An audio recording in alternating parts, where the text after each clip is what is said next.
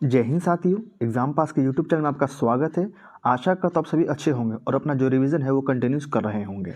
चलिए, आज हम थोड़ा कुछ अलग बात करते हैं। जैसे कि आपको पता है किसका एग्ज़ाम कब है, तो 13 दिसंबर को है। ठीक है, यहाँ तक सही है। दूसरा बात है कि आप देखेंगे कि इसी दौर में, यानी कि आप देखेंगे कि एएलपी का भी जो बच्चे कुछ ऐसे हैं कि जो रेलवे के एग्ज़ाम की भी फॉर्म भरे हैं, जैसे एएलपी का, एसआई का, और वो हो गया आपका टेक्नीशियन का, उसके बाद हो गया जेई का, उसके बाद आपका हो गया उसका आरपीएफ एसआई का। तो ऐसे जो है कि बहुत सारे बच्चे भी फॉर्म भरे हैं। मैंने टेलीग्राम पे पोल भी डाला था, तो बहुत बच्चे उनका भी फॉर्म डाले हैं और उनका एग्ज़ाम जो है वो देने जा रहे हैं। ठीक है, तो इस क्रम में क्या होगा, आपका तैयारी जो है थोड़ा दो पार्ट्स में डिवाइड हो जाएगा। क्योंकि देखिए, जीएस तो आप पढ़ ही रहेंगे, उस एग्ज़ाम में भी जीएस आएगा, इसमें भी आएगा, कोई दिक्कत नहीं है। दिक्कत वहाँ है कि आपको अलग से थोड़ा सा मैथ रिविज़न करना पड़ेगा। आपको जो मैथ है वो रिवीजन करना पड़ेगा, और जो रीजनिंग है उसके लिए थोड़ा सा समय निकालना पड़ेगा। अगर आपको लगता है कि आप उस एग्ज़ाम के लिए तैयार हैं, अगर आपको देना है, तो आप इसी समय में, ज़्यादा मैं नहीं कहूँगा, इसी समय में आपको कम से कम 2 आवर जो है, 1 घंटा मैथ के रिवीजन के लिए और 1 घंटा रीजनिंग के लिए आपको देना ही पड़ेगा, अगर आपको एग्ज़ाम देना है तो। अगर आपका सेंटर बहुत दूर दिया है तो आप देख लीजिएगा कि आपको जाना है या नहीं जाना है। अगर आपको सेंटर आपके होम टाउन के अगल बगल कहीं दिया है, आपको लगता है कि मैं जाऊँगा, अगर एग्ज़ाम देने की इच्छा है, तो आप जा सकते हो, कोई दिक्कत वाली बात नहीं है। बस मैं ये बताना चाह रहा था। अभी आप देखेंगे कि सारी चीज़ का डेट आउट हो गया है, जैसे एएलपी का भी हो गया है, आरपीएफ एसआई का, टेक्नीशियन का, जेई का, सभी का जो एग्ज़ाम डेट आउट हो चुका है। और एक तो एग्ज़ाम लगभग मेरे ख्याल से 13 दिसंबर को भी एग्ज़ाम है, वो पता नहीं वो कैसे मैच होगा, वो समझ में नहीं आ रहा है किसी के। अगर वो डेट एग्ज़ाम अगर टकरा जाता है तो क्या वो देगा या नहीं देगा, वो तो देखने वाली बात होगा, या जिसका उस दिन मैच करेगा तो उस पर निर्भर निर्भर करता है कि वो क्या करेगा, या आयोग कुछ हो सके ऊपर नीचे करे, पर वो देखने वाली बात है कि क्या आगे किया जाएगा।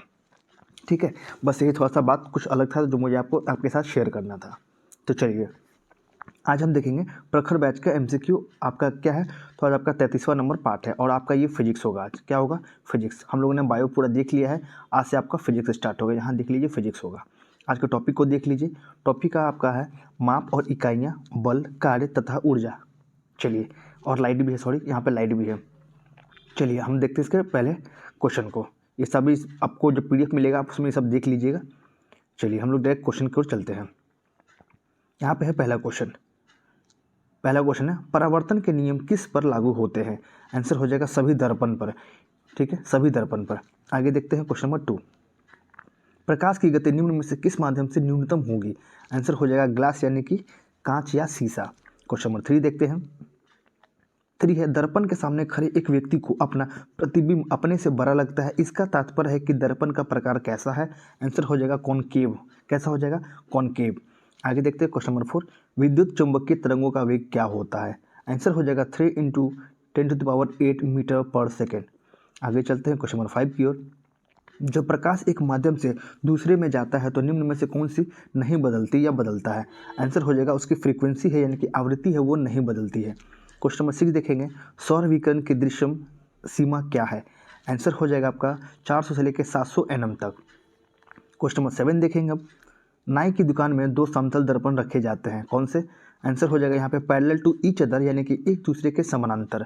एक दूसरे के समानांतर। क्वेश्चन नंबर 8 देखेंगे, वास्तविक छवि बनाने के लिए निम्नलिखित में से किसका उपयोग किया जाता है।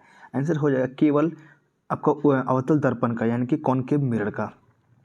क्वेश्चन नंबर 9 देखेंगे, बड़े शोरूम और डिपार्टमेंटल स्टोर में इस्तेमाल किया जाने वाला विजिलेंस दर्पण होता है, कैसा होता है वो।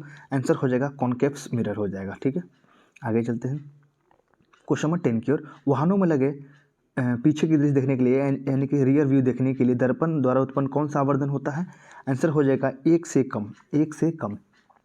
क्वेश्चन नंबर 11 देखेंगे, एक बच्चा जादुई शीशे के सामने खड़ा है, वो अपने सिर की छवि को बड़ा, अपने शरीर के मध्य भाग को समान आकार और पैरों को छोटा पाती है। ऊपर से जादुई दर्पण के लिए संयोजन का क्रम निम्नलिखित में से क्या हो जाएगा। आंसर हो जाएगा अवतल, समतल और उत्तल। आगे है क्वेश्चन नंबर 12। सूर्य से आने वाली किरणों एक अवतल दर्पण के समान 15 सेंटीमीटर की दूरी पर एक बिंदु पर मिलती है। किसी वस्तु को कहाँ रखा जाना चाहिए ताकि उसकी छवि का आकार वास्तु के आकार से के बराबर हो। आंसर हो जाएगा आपका दर्पण के समान 30 सेंटीमीटर। क्वेश्चन नंबर 13 है, निम्नलिखित में से किसके अंत पर रखी वस्तु का प्रतिबिंब अत्यधिक छोटा और बिंदु के आकार पर होगा। आंसर इसका दिया गया आपका 13 का बी, यानी कि केवल उत्तल दर्पण। केवल उत्तल दर्पण। क्वेश्चन नंबर 14 देखेंगे, प्रकाश की एक किरण दर्पण 30 डिग्री के कोण पर आपतित होती है। सामान्य तथा सामान्य तथा परिवर्तित किरण के बीच का कोण क्या है? आंसर हो जाएगा 60 डिग्री। क्वेश्चन नंबर 15 है, टॉर्च, सर्च लाइट और वाहनों की हेडलाइट में बल्ब कौन सा लगाया जाता है?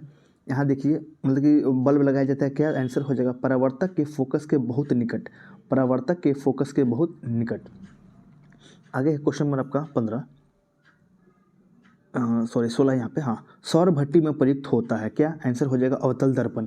क्या हो जाएगा? अवतल दर्पण। 17 नंबर क्वेश्चन, कॉनकेव मिरर द्वारा बनाने वाली छवि आभासी, सीधी, वस्तु से बड़ी दिखाई देती है, वस्तु की स्थिति कहाँ होनी चाहिए? आंसर हो जाएगा दर्पण के ध्रुव और उसके मुख्य फोकस के बीच।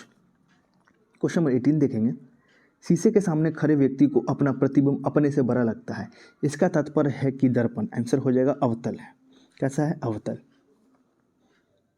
क्वेश्चन नंबर 19 है, कोई फर्क नहीं पड़ता कि आप दर्पण से कितनी दूर खड़े हैं, आपकी छवि सीधी दिखाई देती है, दर्पण संभवतः कौन सा है? आंसर हो जाएगा या तो समतल या तो उत्तल। आगे देखते हैं क्वेश्चन नंबर 20, निम्नलिखित कथनों पर विचार करें। एक वास्तविक छवि, आंसर हो जाएगा केवल एक सही है इसमें, यानी कि एक स्क्रीन पर बनाया जा सकता है। आगे देखते हैं क्वेश्चन नंबर 21, रात के समय में खुले आकाश में तारों टिमटिमाने को किससे समझाया जा सकता है? आंसर हो जाएगा प्रकाश का अपवर्तन, यानी कि रिफ्रैक्शन ऑफ लाइट। 22 देखेंगे, चिन्ह पर पट्टी के अनुसार अवतल लेंस की फोकस दूरी होती है, आंसर हो जाएगा नकारात्मक यानी कि निगेटिव। 23 देखेंगे, प्रकाश की किरणों को एक बिंदु पर एकत्रित करता है, आंसर हो जाएगा उत्तल लेंस यानी कि कॉन्वेक्स लेंस। 24 है, अवतल लेंस द्वारा निर्मित किसी वस्तु का प्रतिबिंब होता है, आंसर हो जाएगा आपका आभासी और वास्तविक, आभासी और वास्तविक। आगे देख, सॉरी एक मिनट, आभासी हो जाएगा और सीधा हो जाएगा, ठीक है, आभासी और सीधा, यानी कि आपका ए और सी दोनों सही है, आभासी और सीधा। आगे देखते हैं क्वेश्चन नंबर 25, वस्तु को उत्तल लेंस के प्रकाशित केंद्र और फोकस के बीच रखा जाता है, प्रतिबिंब होता है, आंसर हो जाएगा आभासी और आवर्धित।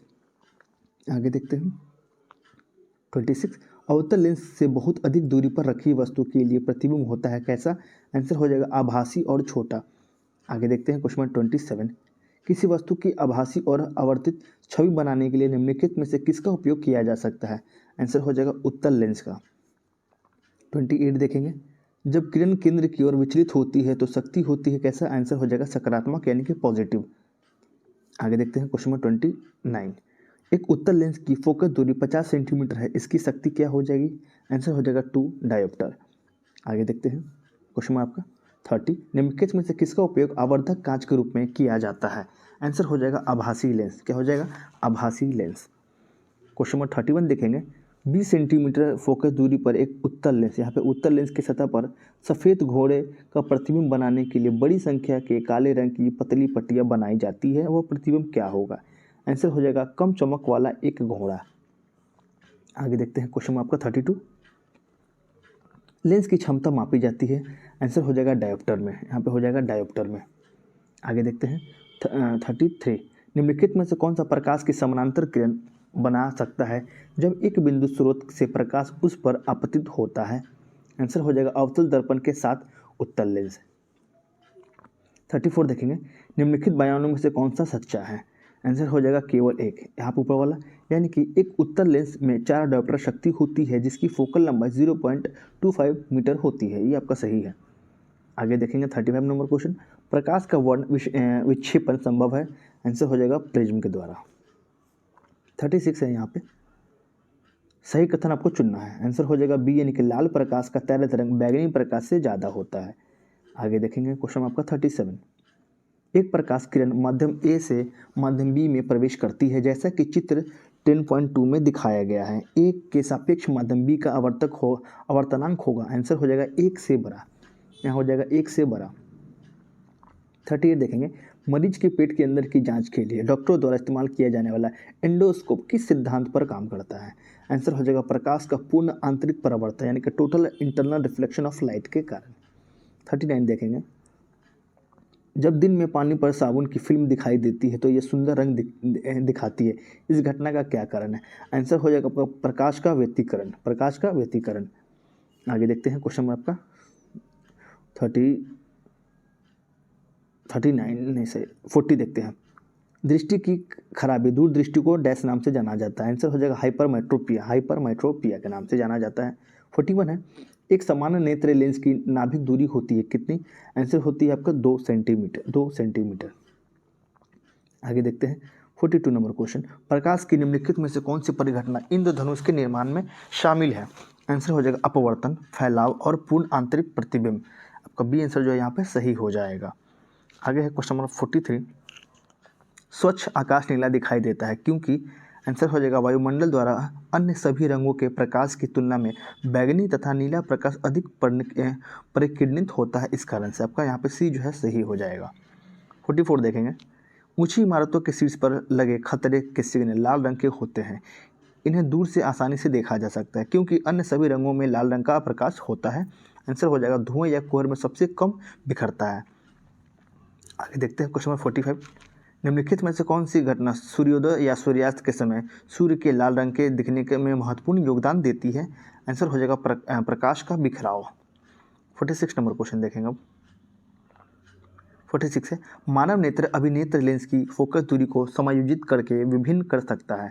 विभिन्न कर सकता है, ऐसा हो पाने के कारण पर ऐसा हो पाने का कारण है पर रखी वस्तु की फोकसित। आंसर हो जाएगा समंजन हो जाएगा, एकोमोडेशन। 47 है, एक युवा वयस्क के लिए जिसकी दृष्टि सामान्य है, स्पष्ट दृष्टि की न्यूनतम दूरी लगभग कितनी सेंटीमीटर होनी चाहिए? आंसर हो जाएगा 25 सेंटीमीटर। 48 देखेंगे, एक व्यक्ति 2 मीटर से अधिक दूरी पर वस्तुओं की स्पष्ट नहीं देख सकता है, इस दोष को शक्ति के लेंस का उपयोग करके ठीक किया जा सकता है। आंसर हो जाएगा -0.5 डायोप्टर। बी आंसर आपका सही है। 49 देखेंगे, आखिरी बेंच पर बैठा एक छात्र ब्लैक बोर्ड पर लिखे अक्षरों को पढ़ सकता है लेकिन अपनी पाठ्य पुस्तक में लिखे अक्षरों को नहीं पढ़ पाता। निम्नलिखित में से कौन सा कथन इसमें सही दिया गया है?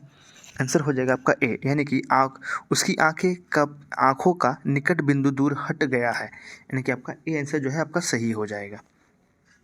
क्वेश्चन नंबर 50 देखेंगे अब, आँख की पेशियों होने पर आँख के लेंस की फोकस दूरी बढ़ जाती है। आंसर हो जाएगा शिथिल हो जाते हैं और लेंस पतला हो जाता है। आपका ए आंसर सही दिया गया है। 51 देखेंगे, 51 यहाँ पे, एक बल्लेबाज क्रिकेट की गेंद को मारता है जो फिर समतल जमीन पर लुढ़कती है, थोड़ी दूर तय करने के बाद गेंद रुक जाती है, गेंद रुकने तथा धीमी हो जाती है क्योंकि? आंसर हो जाएगा गेंद पर गति का विरोध करने वाला एक बल ऑलरेडी लग रहा होता है। आगे देखें 52, किसी वस्तु को स्थिर वेग पर बनाए रखने के लिए आवश्यक बल क्या है? आंसर हो जाएगा आपके यहाँ पर 0। 53 देखेंगे, न्यूटन के गति के दूसरे नियम के अनुसार किसी वस्तु का त्वरण सीधे अनुपातिक होता है। आंसर हो जाएगा आपका यहाँ पे दिया गया सी, यानी कि वस्तु के द्रव्यमान का व्युत्क्रम। एक मिनट, आंसर यहाँ पर डी दिया गया है, उपयुक्त में से एक से। अच्छा ठीक है, ये भी आपका होगा और ये भी होगा, वस्तु पर लगने वाला बल ये भी होगा और यहाँ पे ये भी होगा। ठीक है, चलिए 54 नंबर क्वेश्चन देखिए, निम्नलिखित में से कौन सा कथन त्वरित गति से सीधी पथ पर गतिमान वस्तु के लिए सही नहीं है? आंसर हो जाएगा यहाँ पे दिया गया इसका सी, यानी कि यह हमेशा पृथ्वी से दूर चला जाता है। सी आपको यहाँ पे सही दिया गया है। आगे देखते हैं क्वेश्चन नंबर आपका 55, गति क्रिया और प्रतिक्रिया के तीसरे नियम के अनुसार आंसर हो जाएगा हमेशा अलग अलग निकायों पर विपरीत दिशाओं में कार्य करें। ये आपका सही है बी। 56 नंबर क्वेश्चन देखेंगे, 56, किसी वस्तु की जड़ता वस्तु का कारण बनती है। आंसर हो जाएगा सी, यानी कि इसकी गति की स्थिति में किसी भी परिवर्तन का विरोध करने के लिए, चलिए आगे देखते हैं। क्वेश्चन नंबर आपका है 57, रॉकेट संरक्षण के सिद्धांत पर कार्य करता है। आंसर हो जाएगा आपके यहाँ पे सी, यानी कि मोमेंटम। सी हो जाएगा मोमेंटम। क्वेश्चन नंबर 58 है, पृथ्वी पर एक पिंड का द्रव्यमान 100 किलोग्राम है, यदि चंद्रमा पर गुरुत्वाकर्षण के कारण त्वरण आपका ये है त्वरण है इतना दिया गया है g/6 है, तो चंद्रमा पर पिंड का द्रव्यमान कितना होगा? आंसर हो जाएगा 100 किलोग्राम। आगे देखते हैं, क्योंकि यहाँ पे देखिए लिखा गया है डायरेक्ट, आपको भी पता होगा कि द्रव्यमान नहीं बदलते हैं, वेट आपका चेंज हो जाएगा पर द्रव्यमान जो है वो नहीं बदलेगा। आगे देखते हैं क्वेश्चन नंबर आपका 59, गुरुत्वाकर्षण के कारण त्वरण का मान क्या होगा? आंसर हो जाएगा भूमध्य रेखा पर सबसे कम हो जाएगा। 60 नंबर क्वेश्चन देखेंगे, दिया गया F = g/m और डिवाइडेड बाई d2 के संबंध में मात्रा g क्या है? आंसर हो जाएगा प्रकृति का सर्वाधिक नियतांक। 61 नंबर क्वेश्चन देखेंगे अब, यदि दो द्रव्यमान के बीच की दूरी दुगनी कर दी जाए तो उनके बीच गुरुत्वाकर्षण बल क्या होगा? आंसर हो जाएगा 1/4 तक कम हो जाएगा। आगे है क्वेश्चन नंबर 62, गुरुत्वाकर्षण के कारण त्वरण का मान क्या है? आंसर हो जाएगा भूमध्य रेखा पर सबसे कम, भूमध्य रेखा पर सबसे कम। 63 है, त्रिज्यीय आर्क की पृथ्वी के केंद्र पर किसी वस्तु का भर क्या हो जाएगा? आंसर हो जाएगा 0। 64 नंबर क्वेश्चन देखेंगे, यदि पृथ्वी की घूर्णन गति बढ़ा दी जाए तो भूमध्य रेखा पर पिंड का भर बढ़ जाएगा? आंसर हो जाएगा कम हो जाएगा, ठीक है, कम हो जाएगा। 65 नंबर क्वेश्चन देखेंगे, यदि पृथ्वी अपने ध्रुवीय अक्ष के चारों ओर घूमना बंद कर दे तो दक्षिणी ध्रुव पर रखे एक पिंड के लिए जी का मान पर क्या प्रभाव पड़ेगा? आंसर हो जाएगा कोई बदलाव नहीं होगा। 66, कक्षीय वेग का पलायन वेग के अनुपात है? आंसर हो जाएगा उपयुक्त में से कोई भी नहीं। 67 देखेंगे, एक उपग्रह के लिए पलायन वेग 11 किलोमीटर प्रति सेकंड है। यदि उपग्रह के ऊर्ध्वाधर के 60 डिग्री के कोण पर प्रक्षेपित किया जाता है तो पलायन वेग क्या होगा? आंसर हो जाएगा 11 किलोमीटर पर सेकंड, यानी कि ए आंसर आपका सही है। आगे है 68, केंद्रीय भिमुखी बल किसके लिए जिम्मेदार है? आंसर हो जाएगा वस्तु के वृत्ताकार पथ पर गतिमान रखना, इस कारण से। 69 नंबर क्वेश्चन देखेंगे, वॉशिंग मशीन का कार्यकारी सिद्धांत क्या है? आंसर हो जाएगा अपकेंद्रण। क्या हो जाएगा? अपकेंद्रण। 70, एक बस सीधे रास्ते पर चल रही है और अचानक दाईं ओर एक तेज मोड़ लेती है। बस में बैठे यात्री क्या हो गए? आंसर हो जाएगा बाईं ओर झुकेंगे। इसको आपने भी फील कभी किया होगा। 71 देख लीजिए, बॉल बेयरिंग का उपयोग स्थैतिक घर्षण को निम्नलिखित में से किससे परिवर्तन करने के लिए किया जाता है? आंसर हो जाएगा ए यानी कि रोलिंग घर्षण। क्या हो जाएगा? ए यानी कि रोलिंग घर्षण। 72 देखेंगे, फुटबॉल के खेल में एक गोलकीपर फुटबॉल के गोल में पकड़ने के बाद अपने हाथों को पीछे की ओर खींचता है, यह उससे किससे मदद करता है? आंसर हो जाएगा संवेग परिवर्तन की दर कम करने पर, यानी कि यहाँ पे सेकंड लॉ ऑफ मोशन जो है लग जाएगा। आगे देखेंगे 73, निम्नलिखित में से किस ऊर्जा परिवर्तन में घर्षण बल शामिल होता है? आंसर हो जाएगा गति ऊर्जा से उष्मा ऊर्जा। 74, जब कोई पिंड स्वतंत्र रूप से पृथ्वी की ओर गिरता है तो उसकी कुल ऊर्जा क्या हो जाएगी? आंसर हो जाएगा स्थिर रहता है। 75 नंबर क्वेश्चन है, एक कार समतल सड़क पर त्वरित होती है और अपने प्रारंभिक वेग का 4 गुना वेग प्राप्त करती है। इस प्रक्रिया में कार की संभवत ऊर्जा क्या हो जाएगी? आंसर हो जाएगा बदलना मत, डू नॉट चेंज। 76, ऋणात्मक कार की स्थिति में बल और विस्थापन के बीच का कोण होता है कितना? आंसर हो जाएगा 180 डिग्री। 77, 10 किलो द्रव्यमान के एक लोहे के गोल का व्यास वही है जो 3.5 किलोग्राम द्रव्यमान का एल्युमिनियम के गोले का है। दोनों गोलों को एक मीनार से एक साथ गिराया जाता है। जब वे जमीन से 10 मीटर ऊपर होते हैं तो उनका पास समान होता है। यहाँ देखिए, उनके पास समान होता है क्या? आंसर हो जाएगा त्वरण। क्वेश्चन नंबर 79 है, निम्नलिखित में से कौन सा ऊर्जा की इकाई नहीं है? आंसर हो जाएगा यहाँ पे किलोवाट आवर, बाकी आपका जूल, यानी कि जूल है, वो जॉल नहीं है, जूल है। न्यूटन मीटर और किलोवाट है, यहाँ पे किलोवाट घंटा लगा, ये नहीं है। आगे देखते हैं क्वेश्चन नंबर आपका 80 है, किसी वस्तु पर किया गया कार्य निर्भर नहीं करता। आंसर हो जाएगा वास्तविक का प्रारंभिक वेग से। आगे देखते हैं क्वेश्चन नंबर आपका 81, बांध में संग्रहित पानी के पास होता है। आंसर हो जाएगा पोटेंशियल एनर्जी, यानी कि संभावित ऊर्जा। 82 नंबर क्वेश्चन है, एक शरीर h ऊंचाई से गिर रहा है, ऊंचाई h/2 गिरने के बाद यह धारण करेगा क्या? आंसर हो जाएगा आधी स्थितिज और आधी गतिज ऊर्जा। 83 नंबर क्वेश्चन है, निम्नलिखित में से कौन सी मौलिक भौतिक राशि है? आंसर हो जाएगा विद्युत प्रवाह, यानी कि इलेक्ट्रिक करंट। 84 नंबर क्वेश्चन है, विद्युत शक्ति की इकाई क्या है? आंसर यहाँ पे दिया गया आपका डी, यानी कि वाट। क्या दिया गया है? वाट। डी आंसर हो जाएगा वाट। आगे देखेंगे 85, बल की इकाई क्या है? आंसर हो जाएगा यहाँ पे सी, यानी कि न्यूटन। सी यानी कि न्यूटन। आगे चलते हैं, कार्य की इकाई क्या है? आंसर हो जाएगा यहाँ पे जूल। 87 नंबर क्वेश्चन देखेंगे, आवृत्ति मापी जाती है किसमें? हर्ट्ज में। 88 नंबर क्वेश्चन है आपका, चालक की विद्युत प्रतिरोधकता का एसआई मात्रक क्या हो जाएगा? आंसर हो जाएगा ohm metre. 89, ohm metre is SI unit of क्या, किसकी इकाई है? आंसर हो जाएगा आपका प्रतिरोधकता का। यहाँ देख लीजिए, और ये 66 बीपीएससी में क्वेश्चन आया था, कब? जब एग्जाम हुआ था कैंसिल होने के बाद री एग्जाम में। क्वेश्चन नंबर 90 देखेंगे, प्रकाश वर्ष किसकी इकाई है? आंसर हो जाएगा आपका डी, यानी कि दूरी की। बी हो जाएगा यहाँ पे, डी नहीं है, दूरी की। ठीक है, आगे चलते हैं क्वेश्चन नंबर 91 की ओर। एक पारसेक आकाश में तारों से संबंधित दूरी को मापने के लिए उपयोग की जाने वाली दूरी की एक इकाई के बराबर क्या है? आंसर हो जाएगा 3.25 प्रकाश वर्ष। 92 एम्पियर किसकी इकाई है? आंसर हो जाएगा आपका इलेक्ट्रिक करंट की। 93 देखिए, ये देखिए इस टाइप का क्वेश्चन आप ये मत समझिए कि नहीं आएगा, आपको मिला। अब क्वेश्चन का पैटर्न थोड़ा बदल गया है, आपको अब यहाँ पे मिलान करने के लिए दिया जाएगा कि किसका कौन सा सही है। इस चीज़ को इसीलिए ये सब जो है आपके सेट में डाले जा रहे हैं। आगे देखिए क्वेश्चन नंबर 93 की ओर, निम्नलिखित में से कौन सी एसआई इकाई सही सम्मिलित है नहीं है? आंसर हो जाएगा यहाँ पे दबाव का हो जाएगा डायन, ये आपका गलत है, बाकी सही है। कार्य क्या हो जाएगा? जूल। बल हो जाएगा न्यूटन। मास हो जाएगा आपका किलो। आगे देखते हैं, यहाँ पे देख लीजिए दबाव की एसआई इकाई क्या है? तो पास्कल दिया गया है यहाँ पे, पास्कल, और यह तो न्यूटन मीटर स्क्वायर आप बोल सकते हैं। 94 देख लीजिए, एंगस्ट्रॉम किसकी इकाई है? आंसर हो जाएगा आपका वेवलेंथ का। किसका? वेवलेंथ का। 95 नंबर क्वेश्चन, किस प्रकार जूल ऊर्जा से संबंधित है उसी प्रकार पास्कल किससे संबंधित है? आंसर हो जाएगा आपका प्रेशर यानी कि दबाव से। 96 नंबर क्वेश्चन है, दाब की इकाई क्या है? आंसर हो जाएगा आपका न्यूटन वर्ग मीटर। आगे देखते हैं क्वेश्चन 97, ध्वनि की इकाई क्या है? आंसर हो जाएगा इसको डेसिबल में नापते हैं। 98 एक प्रकाश वर्ष है क्या? आंसर हो जाएगा प्रकाश द्वारा एक वर्ष में तय की गई दूरी। 99 नंबर क्वेश्चन है, लंबाई की सबसे छोटी इकाई क्या है? आंसर हो जाएगा फर्मी मीटर। क्या हो जाएगा? Fermi metre. 100 है, एक जिप्टो बराबर होता है कितना? आंसर हो जाएगा 10 टू द पावर -21।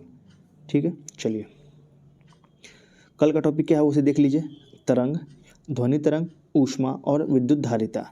आपको ये आपका डे 34 में आपको देखने को ये मिलेगा। ठीक है, अब ज़्यादा नहीं रह गए हैं, अब मेरे ख्याल से 40 तक का ही PDF है मेरे पास, तो मैं आपको वही करा पाऊंगा। ठीक है, रही बात करंट अफेयर्स में, तो करंट अफेयर्स में जो इसके आंसर अब नहीं दिए गए हैं, इस कारण से मैंने करंट अफेयर्स के लिए आपको बुक भी बताया था कि आप एडिटोरिया का ही बुक है, आप उससे ही पढ़िए, पहला चीज़। दूसरा चीज़, ब्लू कलर का स्पीडी आता है, उससे पढ़िए, 2 बुक हो गए। और यूट्यूब पर बहुत सारे आपको वीडियो मिल जाएंगे, आप उसे पढ़ सकते हैं अगर आपके पास टाइम है तो। नहीं तो आपके पास जो बुक है आप उसी ही 2 बार रिविजन कीजिए। देखिए सर भी जो भी आपको सर इस टाइप का अगर PDF देंगे ना, तो उसमें भी उन्हीं का बुक का जो आपको करंट अफेयर्स देखने को मिलेगा। आप ये तो वीडियो के माध्यम से पढ़िए या PDF के माध्यम से पढ़िए, बात तो एक ही है। इस कारण से मैं आपको वो बुक 2 बताया था कि आप जो एडिटोरिया का जो वार्षिकांक आया है आप उसे पढ़ लीजिए, वो पढ़िएगा तो भी अच्छा होगा। और स्पीडी का ब्लू कलर का बुक आता है, उसमें भी दिए गए हैं बहुत सारे करंट अफेयर्स, अब तो आप उसे भी पढ़िए, उससे भी क्वेश्चन आते हैं। ठीक है, चलिए आशा करता हूँ आपको ये वीडियो अच्छा लगा हो, तो प्लीज़ वीडियो को लाइक कीजिएगा और चैनल को सब्सक्राइब कीजिएगा। और आपको उसके PDF चाहिए तो आप टेलीग्राम पे जाइए, वहाँ पे आपको उसके PDF मिल जाएगा। अगर PDF नहीं होगा, अगर किसी कारणवश अगर नहीं अपलोड हो पाता है कोई कारण से, तो आप मुझे कमेंट बॉक्स में लिखिएगा किसी भी वीडियो के नीचे, मैं तुरंत आपको रिप्लाई देके वहाँ पे आपको PDF प्रोवाइड करा दूँगा। ठीक है, चलिए तब तक के लिए जय हिंद।